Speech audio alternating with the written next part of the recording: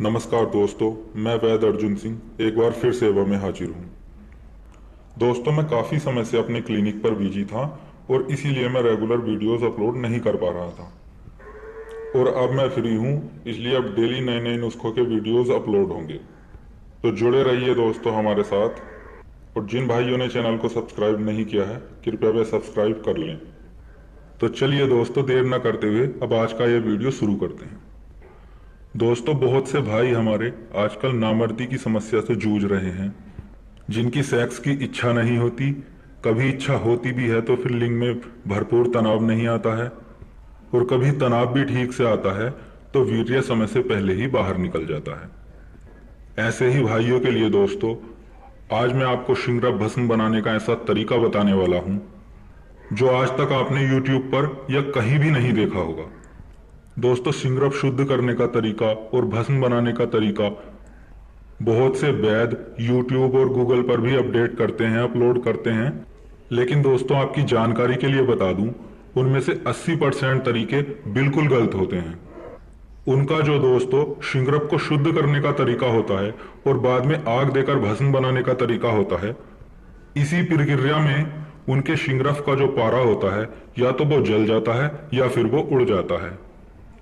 और उसके बाद दोस्तों वो शिंगरफ भस्म किसी भी काम की नहीं बचती। और दोस्तों, जो तरीका ये आज मैं आपको बता रहा हूं, आप बनाएं या अपने पास के किसी भी वैद्य हकीम से बनवा लें और फिर देखिए, इसकी पहली खुराक से ही आप रिजल्ट खुद देख लेना। ये देखिएगा दोस्तों, ये सबसे आला दर्जे का शिंगरफ है, शिंगरफ रूमी। आप इसकी चमक देख सकते हैं। दोस्तों, हमारे यहाँ 3 से 4 तरह का शिंगरफ मिलता है। उसमें ये जो शिंगरफ रूमी है, ये सबसे उच्च कोटि का शिंगरफ है। शिंगरफ दोस्तों पारा गंधक और मैनसिल का मिश्रण होता है। बाकी इस शिंगरफ से जो अलग शिंगरफ होते हैं, उनमें मैनसिल और गंधक की मात्रा ज्यादा होती है, पारे की कम होती है। लेकिन ये जो शिंगरफ आप देख रहे हैं रूमी, ये असली शिंगरफ है। इसमें पारे की मात्रा ज्यादा से ज्यादा होती है। इसीलिए इससे जो भस्म तैयार की जाती है वो बहुत ही उच्च कोटि की भस्म होती है। अब दोस्तों, आपने 10 ग्राम शिंगरफ ले लेनी है अच्छी क्वालिटी की, जैसी आप ये देख रहे हैं। इस शिंगरफ को दोस्तों आपने एक सूती कपड़े की पोटली बनाकर उसका दोला यंत्र करना है। दोला यंत्र के लिए दोस्तों आपने आधा किलो नींबू का रस लेना है और उसमें 1 लीटर पानी मिला लेना है। उसमें आपको इसे लटका देना है 3 घंटे के लिए। जो भी वैद्य हकीम भाई हैं मेरे, वो जानते होंगे दोला यंत्र किस तरह किया जाता है।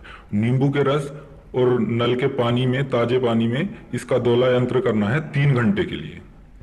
उसके बाद दोस्तों आपने इस शिंगरफ को निकालकर नींबू के रस में लगभग आधा से 1 घंटा खरल करना है। और उसके बाद इस शिंगरफ की आपने एक टिकिया बना लेनी है, गोल टिकिया। टिकिया दोस्तों आपको सिक्के के जैसी गोल नहीं बनानी है। गोली जिस तरह कांच की गोली होती है जिससे बच्चे खेलते हैं, उसी तरह की गोल टिकिया बनानी है इसकी। अब दोस्तों, जब आपकी ये गोल टिकिया सूख जाए, तब आपने एक धतूरा लेना है बड़े से बड़े साइज का। अब दोस्तों आपने ताजे धतूरे के बीच में से टुकड़े कर देने हैं, 2 टुकड़े। मतलब उसे बिल्कुल बीच से 2 टुकड़ों में काट देना है। अब काटने के बाद दोस्तों उसके बीच के बीज वगैरह आपने बिल्कुल निकाल लेने हैं दोनों साइड के। और वो जो खोखली जगह बचती है, उसमें आपने अपने शिंगरफ की गोल टिकिया रख देनी है और वापस से अपने धतूरे को जोड़ देना है। अब दोस्तों आपने थोड़ा चिकनी मिट्टी का घोल बना लेना है, लूदा बना लेना है। अब आपने एक कॉटन के कपड़े की पट्टी ले लेनी है, लगभग 2 से 2.5 फीट की।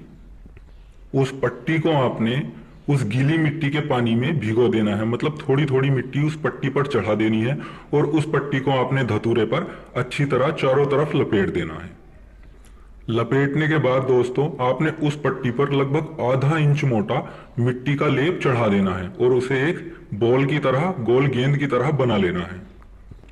अब इस गेंद को दोस्तों आपने सुखा लेना है अच्छी तरह। और दोस्तों जैसे ही आपकी ये बॉल अच्छी तरह सूख जाए, अब आपने लगभग 2.5 से 3 किलो रेत लेनी है।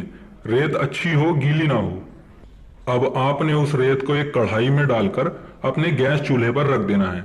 दोस्तों लकड़ी या उपलों की आग या भट्टी की आग इसे नहीं देना है, आपने गैस चूल्हा ही इस्तेमाल करना है और लगभग मीडियम से भी थोड़ा कम आंच पर उसे रख देना है उस रेत को।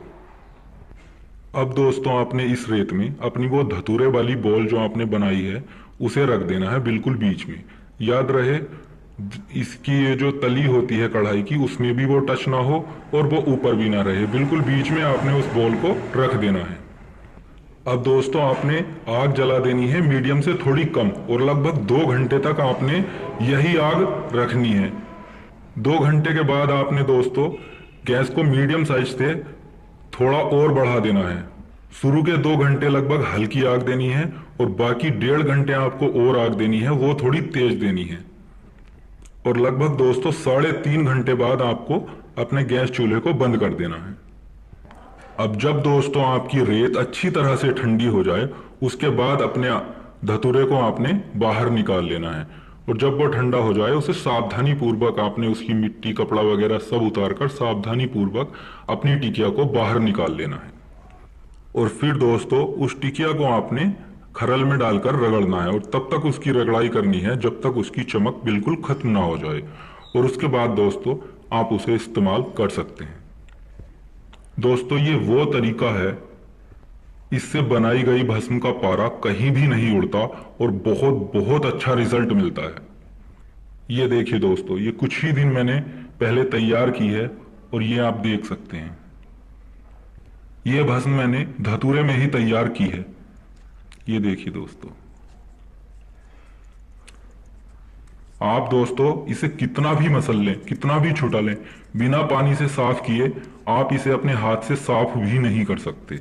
इसे चाहे जितना रगड़ लीजिए ये छूट नहीं सकती आपके हाथ से जब तक आप इसे अच्छी तरह से साफ नहीं करेंगे। ये वो भस्म दोस्तों तैयार होती है जो पहली खुराक से ही अपना रिजल्ट दिखाती है। पहली खुराक से ही सेक्स की इच्छा भी बढ़ती है, लिंग में तनाव भरपूर आता है और टाइमिंग भी इससे बहुत ही अच्छी हो जाती है। ये देखिए दोस्तों, चाहे इसे कितना भी छुटा लो ये बिना धोए साफ नहीं होगी और आप देख सकते हैं मेरे हाथ पर बिल्कुल भी चमक नहीं है। दोस्तों जानकारी अच्छी लगी हो तो कृपया हमारे चैनल को सब्सक्राइब करें और किसी भी जानकारी के लिए आप हमें व्हाट्सएप पर मैसेज कर सकते हैं। तो मिलते हैं अगले वीडियो में एक नए नुस्खे, एक नई जानकारी के साथ। धन्यवाद।